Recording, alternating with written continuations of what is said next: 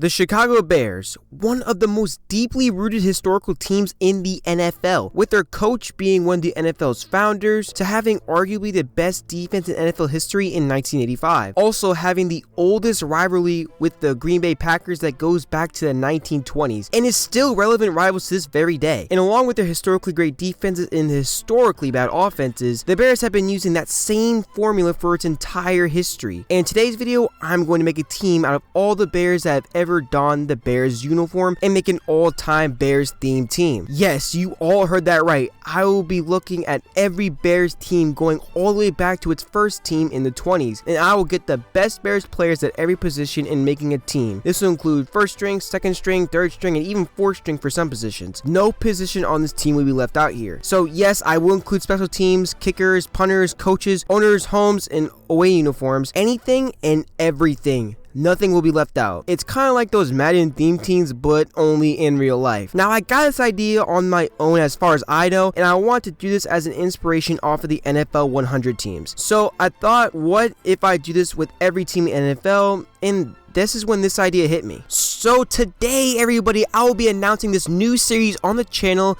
with the official NFL themed teams. I hope to do all 32 teams as a series on the channel, so after this video is published, I will add it to a playlist with all the videos in it. So each video, I will have a card to that playlist in every video in case you are watching this later or you want to see your team. Now, I know that is a lot to go over, but I will be doing this for every team in the NFL. So if you want to see your team, then comment down below and let me know. I don't know if I'll be doing teams by random or teams by order alphabetically. I don't know just yet. I will just have to wait and see. Also, one more quick thing to, not that I know there's a lot of controversy for the selection of the official NFL 100 teams revolving whether old players could really stand up to any new players in the NFL. Many people thought that some of these older players should have been left out and some really good recent players should have been added. Tio. And really, I am on the fence about this. I do believe older players deserve their respect and they were greats for their time period. And before some new heads say, oh, well, if you put the old players in today's NFL, would they get dominated? Well, my response is, duh, of course. Of course they won't. They won't stack up. But you have to think this. Football players nowadays have specialized modern technology and have been honing in on their craft for years to perfect different aspects of their game. Most of those old players did not have this kind of specialized training like the new players have. And the older NFL greats had what the new players have today. Would they be just as good, if not better? I really can't answer that question, as that will be saved for another video. But I do see what these people mean by the complaint. So for the sake of this video, I'll be valuing the later generation greats over the earlier ones. What I mean by this is that there will still be a lot of older greats, but if there's a newer one that did relatively as good as the older player, I will put the newer player at the first string spot and put the older one at the second string spot and make them interchangeable or split playing time. If you happen to not understand, then it will make sense in a minute, but I believe that is the good compromise for everyone. So now that I have gotten everybody out of the way, let's officially get started with the all-time Bears themed team. Now let's start off with the offense. Now we all know that the Bears have a pretty bad offense and it's been like this for a while, but we'll grab the gems and build from there. First up, quarterbacks. This one is very interesting one to cover because none of them were anything special except for really one, which I'll touch upon up in a minute. But for the starting quarterback for the Chicago Bears themed team will be Mitchell Trubisky. No, I am not actually joking. This is really my pick. Now I will mostly not cover why every single position I chose made this spot in 100% detail, but I feel like I do need to explain myself here before I get mauled in the comments. So here I go. Let me explain. After looking at the list for the all-time passers, Trubisky surprisingly ranks 8th in this, which is actually kind of insane because he only played for 3 seasons so far as they're recording this video in Chicago, and he's already 8th all time. Also, not to mention, he has the best completion percentage of all the Bears QBs so far, and he is top 5 in wins out of all those Bears quarterbacks. And he has the best touchdown to interception ratio out of everybody on the list, surprisingly. Despite all of this, he still only has 3 seasons under his belt, and it's very hard to say that how he will pan out. But I'm willing to take the gamble and say that he will be the best quarterback in Bears history with the rate he is going at. But yes, he will split time with another player, and that will be Sid Luckman.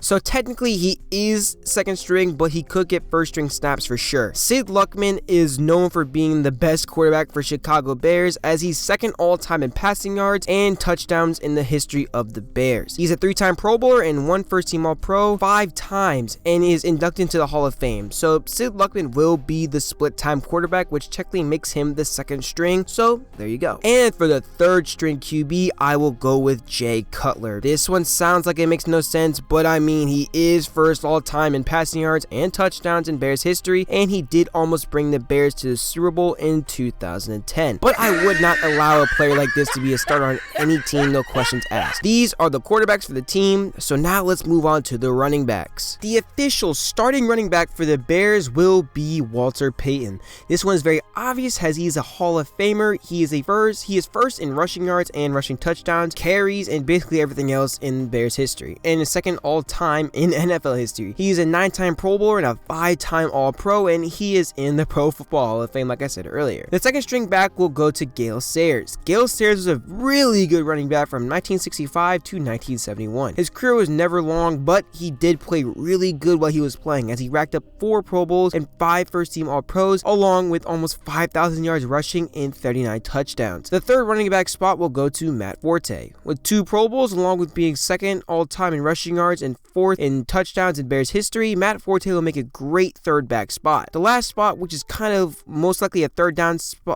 or a fullback spot, will really go to Neil Anderson. Coming in at 5'11" and 210 pounds, he would make a great fullback. And back to the 3 previous mentioned backs, also he is a 4-time Pro Bowler and is third in all-time rushing for the Bears, so he can definitely run the ball when needed to. As for fullbacks, I chose William Perry and Neil Anderson. I found William Perry to be a funny and solid fit for the Bears in 1985, plus he was actually really good at the goal line. Okay, so now that all the backs are covered, let's head on to the wide receivers and tight ends. First up, I'll go with Brandon Marshall. So really, Brandon Marshall spent a lot of his time in Denver and Miami. However, he did spend 3 years in Chicago, and his best year was in Chicago in 2012. He's a 6-time Pro Bowler with almost 1,000 catches and over 12,000 receiving yards and 83 touchdowns. And not to mention, he is 6'5", which is perfect for a first-string wide receiver. The second spot will go to Harlan Hill. Hill was a fine receiver for the Bears, as he is second in all-time receiving yards and touchdowns. He is a 3-time Pro Bowler and a 2-time first-team All-Pro. He had 2 1,000-yard seasons, and that was in the 1950s. All of that with his 6'3" frame can be a great second passing option. The third option will go to Johnny Morris. Now, there is no film I can find for him, but he does have the record for the most receiving yards in Bears history. And I have read up on him, and I heard that he was very quick and agile. That, along with his 5'10" frame, would be perfect for a slot receiver. As for the fourth receiver spot, I'll go to Curtis Conway. Conway was a solid receiver from 1993 to 1999 in Chicago. As he racked up over 8,000 yards and had two 1,000-yard seasons with the Bears, he would be a good fit for a slot receiver. However, you could change him to a second receiver if needed to with a 6'1" frame. The final 5th receiver spot will go to Devin Hester. Now, Hester will be getting like no time as a receiver. As we all know, he is not known to be a good receiver throughout his playing career, but this does qualify him to be a kick returner and punt returner. This is definitely worth it because we are basically trading our 5th receiver option for both kick and punt returns, and we know how good Devin Hester is at both of those, as he is the greatest kick returner ever. Next up, we have tight ends. For this roster, we will pick 2 tight ends. For this roster, in the starting spot will go to Mike Ditka. Ditka is known to be one of the best tight ends of all time due to him accomplishing the first 1,000-yard season by a tight end as a rookie. Not to mention, he's very athletic and can catch pretty well, which makes him a force not to be ignored. So having him at the tight end spot will be great for the Bears and provides a very good safety net for Luckman or Trubisky. The second string tight end will go to Greg Olsen. Olsen will make a good solid addition to the receiving core for the Bears and pick up the remaining slack made by Devin Hester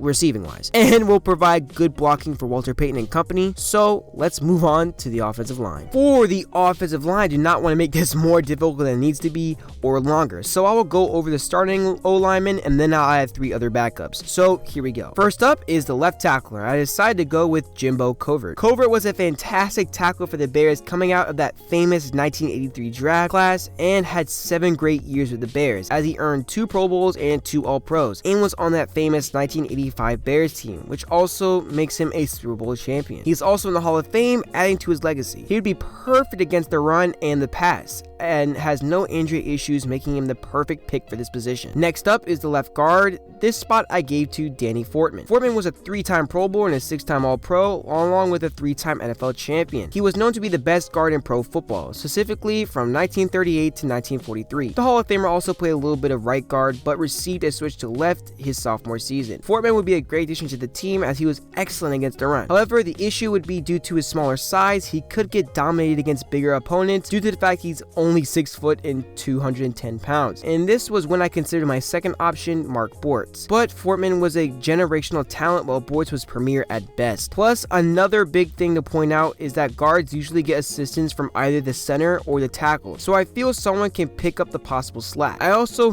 had this in mind when picking the tackles and the center. Next up, we have the center, and the center I felt was best for the team was Jay Hilgenberg. Now, Hilgenberg, in my opinion, is the best lineman out of this entire O-line, no questions asked. The 7-time consecutive Pro Bowler and the 2-time All-Pro was a key part of the mid-80s Bears, including the 85 squad. Not to mention, he was known as a leader of the line and was fantastic against the run in the past. So I definitely believe that Hilgenberg will pick up any slack with double teams, and he can guard any defensive tackle with ease, which can allow the tackles to get assistance by the guards to make the blocking even more efficient. Overall, Hilgenberg is the most important lineman out of the 5 I am picking, a true talent for the position. Now for the right guard spot, I will go with Stan Jones. Jones was a fantastic guard for the Bears from 1954 to 1965. He racked up 7 Pro Bowls and 3 All-Pros. But more importantly, he is very valuable because he is known to be one of the first NFL players to use weight training and conditioning to improve his game. This says a couple of things about his strength and his ability to block with the pass and the run. Unlike Fortman, I have more confidence he can stack up with more recent competition, which is if this team theoretically had to play a team. But let's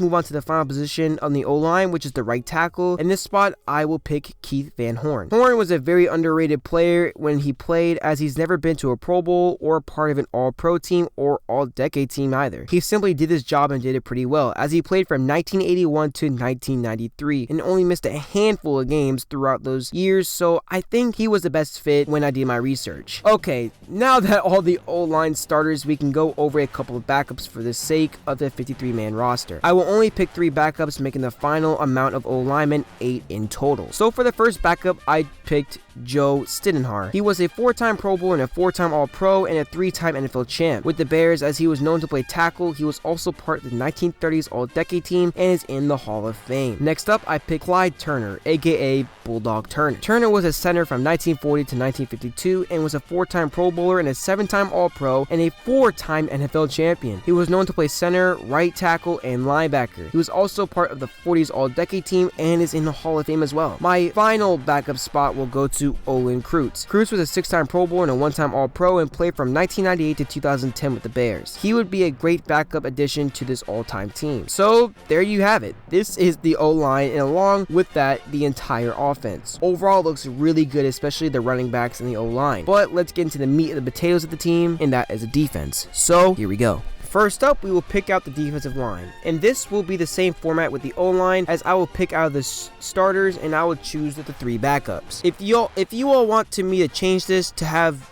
having backups at every position, feel free to comment that down below and I will change it. But let's continue. Starting at the left end, I decided to go with Doug Atkins. I chose Atkins because he was a dominant pass rusher for the Bears for a very long time. You really can't count up his stats that well because the sacking wasn't really a thing until like the mid to late 70s, but Atkins did rack up 8 Pro Bowls and 1 All-Pro. Along with that, he's in the Hall of Fame and known as one of the best pass rushers in NFL history. Along with his 6'8" frame, he is perfect for this spot. Coming in at the first defensive tackle spot, it will belong to Dan Hampton. Hampton was a force to be reckoned with during his 11-year career, as he racked up 57 sacks at the defensive tackle position and 257 tackles. He was a 4-time Pro Bowler and a 1-time All-Pro, and he was a big part of the 1985 Bears defense. The second defensive tackle spot will go to Steve McMichael. He has played for the Chicago Bears for 14 years at the defensive tackle and has managed to get 2 Pro Bowls and 2 All-Pro selections. He was part of the '85 Bears defense and even played behind Dan Hampton for a while before he retired and became his own for a bit when he went to Green Bay. Next up, at the right end, we'll go to Richard Dent. Richard Dent was a phenomenal end for the Chicago Bears for 12 years as he's a 4-time Pro Bowler and a 1-time All-Pro. Dent came out of the famous '83 draft and was on that famous '85 Bears defense. He was a sack machine as in 1984 and 1985 he had at least 17 sacks or more, and he managed to reach double-digit sacks 5 years in a row. The Hall of Famer would be perfect a fit for this spot. Now we'll be going over the backups, starting with the right end. For this spot, I chose Ed Sprinkle. Sprinkle's a 4-time Pro Bowler and is a Hall of Famer. He and a pretty good end for the Bears. As for left end backup spot, I chose Trace Armstrong. He's a 1-time Pro Bowler and racked up over 100 sacks in his 6-year tenure with the Bears. A good backup to say the least. The final spot is the 3rd defensive tackle spot. Will go to Alan Page. Now I know he was primarily a Viking, but he was solid when he played for Chicago for a little bit in his twilight years. That wraps up the defensive line and overall looks really good as there's 4 total Hall of Famers on the line alone. But that's nothing compared to the star power the linebackers will bring, as that is what Chicago is known for. So let's go over the linebackers for this team. I want to start off with the middle linebacker spot because I had the most difficult time on deciding who would be the best fit for the starting linebacker. I had to make multiple changes, but I feel this setup would work best. So I decided that there will be 4 linebacker spots instead of the usual 2 or 3. But for the starting middle linebacker spot, I decided to go with Dick Butkus. Butkus is known as one of the best linebackers to ever play the game, hands down. He played for 9 years, and out of those 9, 8 of those years, he was elected to a Pro Bowl. In 5 of those years, he made an All-Pro team and racked up 22 interceptions and was an extremely hard hitter. Along with that, he was a centerpiece of the well-known Monsters of the Midway and had a famous nickname, the Enforcer, a true generational talent at the position. The second middle linebacker spot will go to Mike Singletary, the 10-time Pro Bowler and the 8-time All-Pro and the Hall of Famer, along with the 1988 Defensive Player of the Year, would be the perfect matchup with Butkus to be dual enforcers. The third middle linebacker spot will go to Brian Urlacher, the centerpiece of the modern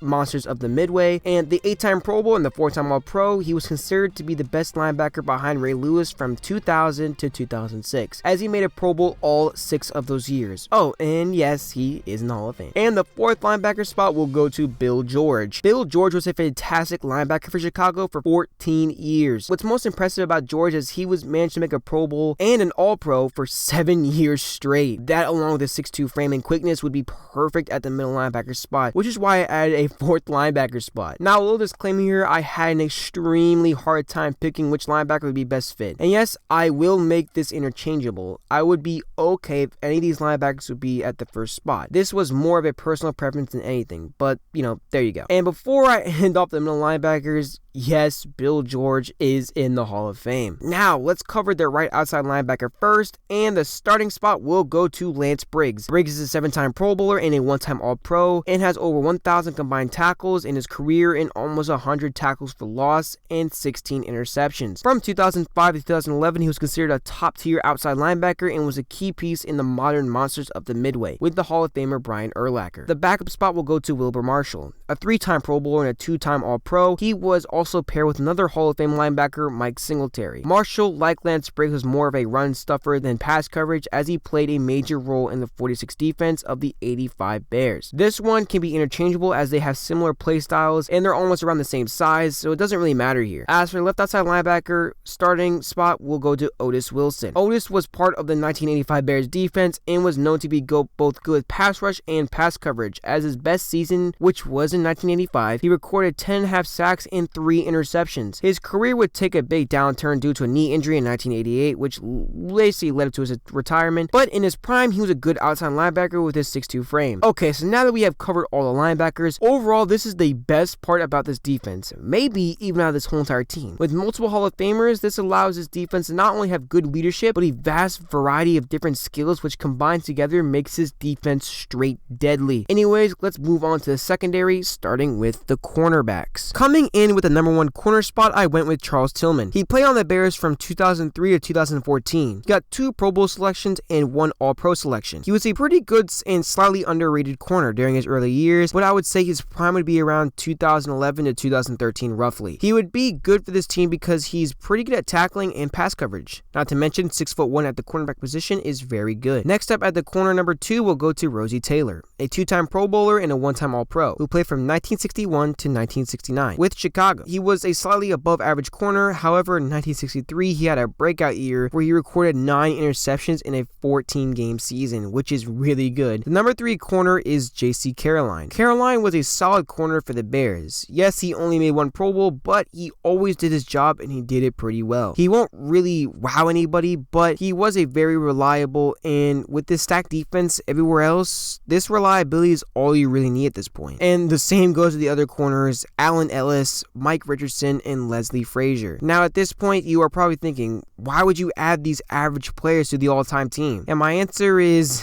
that there is no stud-like Hall of Fame corner in Chicago's history. But this is no take away from the other players at the positions this team has to offer. But I digress, let's talk about the safeties. For their free safety spot, it will belong to Gary Fenwick. Fenwick definitely deserves a spot on this team because he is a all-time leader in tackles and interceptions in the Bears' history, recording 38 interceptions. He is a 2-time Pro Bowler and a 1-time All-Pro. At 6'1", and a more slim build, he provides speed and agility to the secondary, which is definitely much needed. As for the backup, I will choose Mark Carrier. The 3-time Pro Bowler and the Defensive Rookie of the Year hit the ground running, as in 1990, as a rookie, he recorded 10 interceptions, which is crazy. He has roughly the same build as Fenwick, so you can swap him out if needed be, but they are great options. As for strong safeties, I chose Richie Pettibon, and the backups are Dave Duerson and Mike Brown. Richie Pettibon was a strong safety for the Bears for 10 years, and he was elected to 4 Pro Bowls and 1 All-Pro, and was known to be the finest deep patroller for the Bears in the 1960s. Dave Duerson was a free and a strong safety for the Bears for 7 seasons and got 4 consecutive Pro Bowl elections from 1985 to 1989. And Mike Brown was a premier safety for the Bears for 9 years, being elected to 1 Pro Bowl and 1 All-Pro, and there you go. This is the entire defense. Overall, it looks very good, especially the linebacking core and the defensive line. A great way to complement the surprisingly good offense this team provides. But we are not quite done yet. Remember I said I would cover everything? There are still a few more things I want to touch up upon, and that is special teams. I know this video is getting pretty long, so let's make this quick. For kick returners and punt returners, I will obviously choose Devin Hester for both. For kickers, I will choose Kevin Butler for place kicker and Robbie Gould to do kickoffs, or just to be a general backup. The punter will be Bob Parsons, and for the head coach, I chose George Halas. That one just makes sense. And there you all go. My official Chicago Bears themed team, or all-time team, whatever you want to call it. This is a very nice team, and I believe it consists of all the Bears legends past and present. I was able to get all eras mentioned in this team with a solid balance of it all. So what do you think of this team? Is it accurate? Well, that is all, folks. I know this was a very long video in the making, and I did a lot of research, so if you did happen to like this video, then as always, leave a like on this video, as that would really make my week. And did you all think this was accurate? Did I happen to miss a player on this team? Go ahead and comment your thoughts in the comment section below. And if you want to see your team next, then go ahead and comment that too. I do plan on doing the Bengals next, but if I do get enough requests for a certain team, I will cover that as well. I would love to do all 32 teams, as this would be a fun 2020 project, and at the end of it all, I will do my official NFL 100 all-time team. And don't worry, I will do it right. But thank you all for watching this video. If you happen to be new to the channel, then consider subscribing to the channel, because you do not want to miss out on any stuff like this. Anyways, thank you all, and have a good day.